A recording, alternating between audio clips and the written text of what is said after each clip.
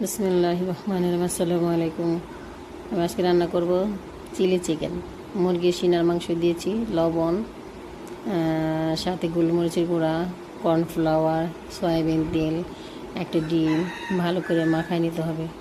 ভালো করে মাখায় নেওয়া হয়ে গেছে আমার। এখন আমি একটা কড়াইতে তেল দিয়ে দেবো। তেলগুলো গরম করে একটা একটা করে মাংসগুলো ছেড়ে দেবো। ছেড়ে দেওয়ার পর এগুলো সুন্দর করে ভাজতে হবে। মচমচে করে ভাজা ব্রাউন কালার করতে হবে।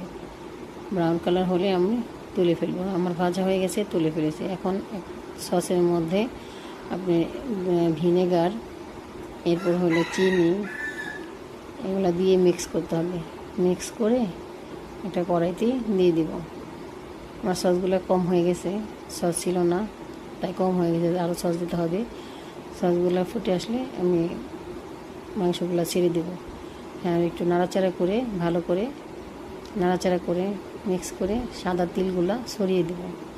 সাদা তিল দিয়ে নেড়ে চেড়ে আমি উঠাই ফেলবো। হয়ে গেছে আমার চিলি চিকেন। খেয়ে দেখবেন, খুব